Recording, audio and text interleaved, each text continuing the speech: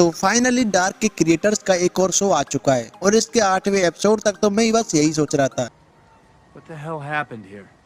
तो आज हम जानेंगे कि आखिर ये सब क्या था, सिमुलेशन क्या है, लूप क्या है, ईटीसी के बारे में, और साथ ही में हम एंडिंग को भी एक्सप्लेन करेंगे। तो चलिए शुरू करते हैं।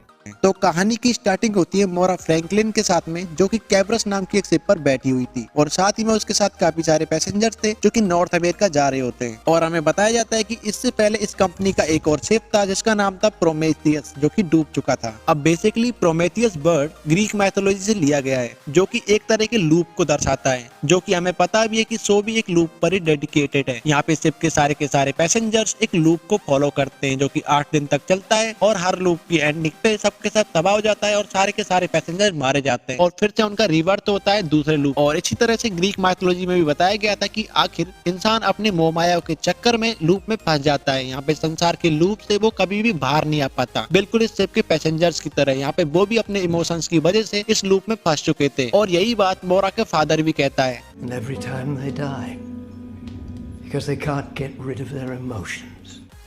अब बात करें मेन शिप के बारे में जिस पर ये फिलहाल बैठे हुए हैं, तो उसका नाम है कैब्रस। और कैब्रस का ग्रीक माइथोलॉजी में मतलब होता है 3 मुंह वाला कुत्ता, जो कि ट्रॉमा और पेन को डेडिकेट करता है। और हमें पता ही है कि इस शिप के सारे पैसेंजर्स किसी न किसी पेन से गुजरे हुए हैं और उन्होंने किसी न किसी को मारा है अपने पास्ट में, जिससे वो भागने की कोशिश कर रहे हैं और इस शिप में आके छुप गए हैं। लेकिन अपने इमोशंस की वजह से वो आखिर इसी शिप में फंस चुके हैं हमेशा के लिए। सीजन के एंड में हमें देखा जाता है कि मोरा जाग चुकी है फ्यूचर में और ये 1819 का टाइम नहीं है, बल्कि ये टाइम है 2099 का। और यहाँ पे वो जिस स्पेस शिप में बैठी हुई है वो कोई पानी वाला जहाज नहीं है, बल्कि एक स्पेस शिप है जिसका नाम है प्रोमेथियस। यहाँ पे उसका भाई उसे मैसेज भेजता है कि वेलकम टू द रियलिटी। लेकिन सबसे बड़ा सवाल तो यही है कि आखिर रियलिटी है क्या सच है और क्या झूठ। तो एपिसोड 7 में डैनियल प्लूटो के केव वाले एलोगोरी को समझाता है। यहाँ पे वो बताता है कि हर पर्सन जो कि केव में बैठा होता है, उसे जब नाचती हुई परछाई दिखाई देती है तो उसे लगता है ये सब कुछ रियल है, लेकिन असलियत में ये कोई और पर्सन होता है जो कि उन्हें ये सब परछाइयां दिखा रहा होता है, यानी कि कोई उनसे पावरफुल क्रिएचर जो कि इस सब को कंट्रोल कर रहा होता है। और इसी चीज को हम सिमुलेशन कहते हैं, यानी कि एक ऐसी चीज जो कि असलियत में तो रियल लगती है लेकिन वो है नहीं। लेकिन क्या एंड में जब मोरा जाग चुकी थी स्पेसशिप में, तो क्या वो भी रियल है या फिर वो भी सिमुलेशन के अंदर एक और सिमुलेशन है? तो इसके बारे में मैं बस इतना ही कहना चाहूंगा कि मुझे नहीं पता। शायद हमें इसका आंसर सीजन 2 में देखने को मिले, क्योंकि डैनियल मोरा से कहता भी है कि ये सब उसकी सोच से भी कहीं ज्यादा बड़ा है। साथ ही में हमें शो में ये भी दिखाया गया कि इस रियलिटी की क्रिएटर यानी कि गॉड मोरा है, जो कि इस वाले क्वेश्चन को उठाता है कि आखिर गॉड ने हमें बनाया है तो फिर गॉड को किसने बनाया है। यानी कि एक ऐसा क्वेश्चन है जो कि कभी खत्म नहीं हो सकता और जिसकी वजह से ये लूप हमेशा चलता रहता है, जो कि हमें शो में भी देखने को मिला। लेकिन फिर वही बात कि अगर मोरा ने ये सब कुछ बनाया है तो फिर उसे याद क्यों नहीं है? तो इसके बारे में मोरा का फादर यानी कि हेनरी बताता है कि मोरा ने अपने बच्चे के मर जाने के बाद ये फेक रियलिटी बनाई थी, यहाँ पे वो और उसका हस्बैंड अपने बच्चे के साथ रह सके, लेकिन बाद में उसने अपनी यादों को मिटा दिया ताकि वो एक हैप्पी लाइफ जी सके सुकून से। लेकिन मुझे पर्सनली ऐसा नहीं लगता है। मे भी ऐसा हो सकता है क्योंकि हेनरी झूठ बोल रहा हो या फिर उसे बस यही याद दिलाया गया हो कि यही सच है। क्योंकि अगर मोरा इन सबसे दूर जाना चाहती थी तो फिर उसके पास ही की क्यों थी? आखिर कोई भी लूप से निकलने का इतना आसान रास्ता क्यों चुनेगा? यहाँ पे उसने अपने गले में वो की डाली हुई थी। तो मे भी वो ये सब इसलिए कर रहा हो ताकि वो मोरा से वो की हत्या सके और उसके बेटे को यानी इलियट को उसके ही खिलाफ कर सके। या फिर जिस पर्सन ने इस रियलिटी को बनाया है उसने हेनरी के दिमाग में यही सब डाला हो मेमोरी के रूप में, क्योंकि हमें पता है कि इस शो की मेमोरी झूठी भी हो सकती है, क्योंकि किसी पर भी कोई भरोसा नहीं किया जा सकता। आखिर में मोरा का हस्बैंड डैनियल उससे कहता है कि मैं तुम्हारे साथ हमेशा रहूंगा, और हमें पता है कि आखिर में हमें डैनियल की कोई भी क्रेट नहीं दिखाई जाती और एक क्रेट वहाँ पे ऑलरेडी थी जो कि खुली हुई थी। तो यानी कि कोई और भी पर्सन है जो कि वहाँ से भाग चुका है, जो कि ऑब्वियसली डैनियल या इलियट ही होगा। आई थिंक अब मुझे लगता है कि इस शो से रिलेटेड आपके सारे के सारे क्वेश्चंस क्लियर हो गए होंगे, लेकिन काफी सारे और भी क्वेश्चंस हैं जो कि अगर छूट गए तो आप कमेंट सेक्शन में जाके बता सकते हो। फिर मिलेंगे नेक्स्ट वीडियो में, तब तक के लिए बाय बाय।